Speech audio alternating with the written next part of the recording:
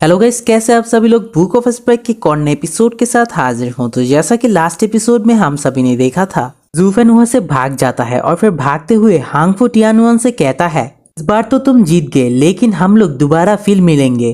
फिर जूफेन को भागता हुआ देख के सर हांगफू कहता है, बच्चे तुम कहाँ पर जा रहे हो, आज तो मैं तुम्हारा सिर लेकर ही रहूंगा। ये कहने के बाद सर हांगफू भी जूफेन को पकड़ने के लिए उसके पीछे पीछे भाग जाता है। तो फिर हमें कुछ देर बाद आसमान का सीन दिखाया जाता है, जहाँ पर जूफेन बहुत ही जख्मी हालत में वहां से भाग रहा था और उसके सीने से बहुत ही ज्यादा खून भी निकल रहा था। तो फिर थोड़ी देर उड़ने के बाद पीछे की ओर देखता है, सर हांगफू क्या उसके पीछे आ रही है या फिर नहीं। तो फिर जूफेन देख पाता है सर हांगफू बहुत ही स्पीड से जूफेन के पीछे पहुंचने ही वाला था। इसे देख के जूफेन सोचता है, सर हांगफू इतना ज्यादा ताकतवर और शक्तिशाली होंगे, ये तो मेरे यूजना से भी ज्यादा ताकतवर निकला। ये लगातार 3 दिन और 3 रातों से मेरा पीछा कर रहा है। अब तो उसे देख के मुझे आश्चर्य हो रहा है, क्या मैं रुक के प्लान बी को भी चालू कर सकता हूँ या फिर नहीं। तो फिर सर हांगफू भी जूफेन को पकड़ने के लिए अपनी स्पीड को और भी ज्यादा बढ़ाता है, जिसे देख के जूफेन कहता है, मुझे भी अपनी स्पीड को और भी ज्यादा बढ़ाना होगा क्योंकि अब थोड़ा और ज्यादा ही दूर बाकी है। लेकिन तभी हमें दिखाया जाता है सर हांगफू जूफेन के पास पहुंच जाता है और पहुंचने के बाद अपनी टेल की मदद से जूफेन के ऊपर हमला कर देती है। लेकिन जूफेन अपनी क्लिंग वाली हैंड को यूज करते हुए उसके हमला को रोक देता है। और जबकि जूफेन बहुत ही ज्यादा जख्मी था, इसीलिए जूफेन पूरी तरह से उसे रोक नहीं पाता और फिर के साथ टकरा कर जमीन के अंदर धड़ाम से गिरता है, जिस वजह से जमीन के ऊपर भी बहुत ही ज्यादा जोरदार धमाका होती है, जिसे देख के सर हांगफू जोर जोर से हंसते हुए कहता है, जूफेन 3 दिन भागने के बाद आखिरकार तुम थोड़ा सा कमजोर हो ही चुके हो। देखो तो तुम इतना ज्यादा कमजोर हो चुके हो, तुम मेरे एक ब्लो को भी नहीं रोक पाए।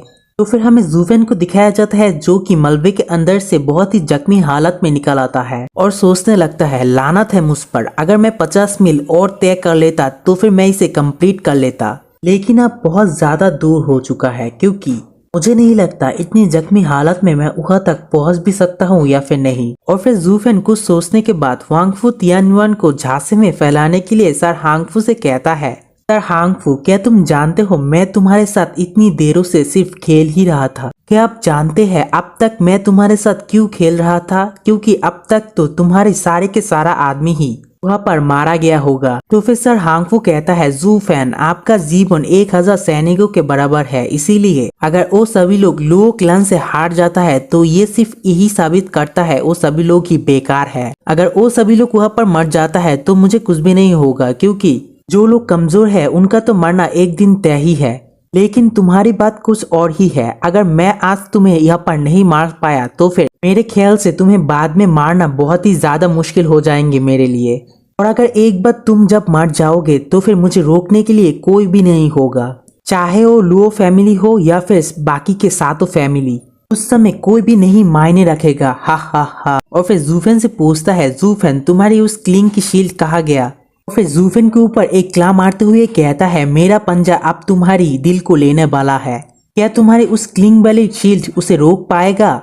ये कह के सर हांगफू अपनी क्ला को जूफेन के ऊपर जैसे ही मारने जाता है, तभी सर हांगफू बहुत ही स्पीड से जूफेन की दिल को लेने के लिए आगे बढ़ता है और फिर जूफेन से कहता है, अगले साल ये दिन तुम्हारी सालगिरह होंगी, इसीलिए ज्यादा फुड़को मत, मेरा काम मुझे आराम से करने दो और शांति से यहाँ पर मर जाओ। तो फिर जूफेन कहता है, जाओ जाकर अपने लिए बैल को काटो, क्योंकि मैं यहाँ पर नहीं मरने वाला। फिर तभी हमें वहाँ पर ब्लू कलर की कुछ रोशनी दिखाया जाता है, जो कि बड़ी तेजी से सर हांगफू के ऊपर हमला कर देती है, जिससे कि सर हांगफू भी बहुत ही ज्यादा जख्मी हो जाती है। और अचानक से हुए वाले इस हमले को सर हांगफू रोक नहीं पाता और इससे जख्मी होकर जमीन के अंदर धंस जाता है।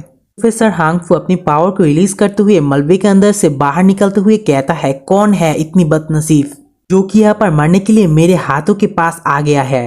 फिर सामने देख के सर हांगफू की आंखें फटी की फटी ही रह जाती है, क्योंकि सामने हमारे इनविंसिबल गू सैंतोम आ गया था। तो फिर इनविंसिबल स्कैम गू सैंतोम वहाँ पर जूफेन को प्रोटेक्ट करने के लिए आ गया था। और फिर जूफेन की हालत देखते हुए कहता है, पिताजी आपके साथ ये हालत किसने किया? और फिर जूफेन के पास भागकर आते हुए कहता है, क्या आपने ऐसा नहीं कहा था हमें उसके ऊपर घात लगाकर हमला करने वाले हैं और आप वहाँ पर नहीं आए, इसीलिए मैं आपके पास चला आया हूँ। तो फिर जूफेन कहता है, मैं सिर्फ एक गलत अनुमान लगा लिया था, उसकी ताकत मेरे अनुमान से बहुत ज्यादा थी और अब हम सिर्फ प्लान बी को ही लागू कर सकते हैं और उससे निपटना तुम्हारे ऊपर है, क्योंकि मैं अब तुम्हारी कुछ भी मदद नहीं कर पाऊंगा। मैं बहुत ज्यादा जख्मी हूँ, इसीलिए सावधान रहना।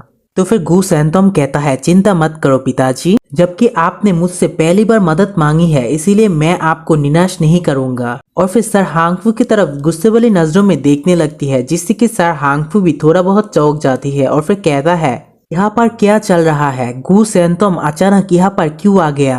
और ऐसे ऐसे उसके मन में बहुत ही ज्यादा सवालात घूरने लगती है, जैसा कि उसने जुओ फैन से क्या कहा, वो जुओ फैन के इतना ज्यादा करीब क्यों है, उसने जुओ फैन की मदद करने के लिए आगे क्यों बढ़ा। तो फिर ये सब जानने के लिए सर हांगफू गू सैंतोम से पूछता है, गू सैंतोम, क्या आपको जू फैन जैसे गद्दारों को हटाने के लिए आदेश नहीं दिया गया था? मैं बस उसकी जान लेने ही वाला था, इसी तरफ से मैं आपकी भी मदद कर दूंगा।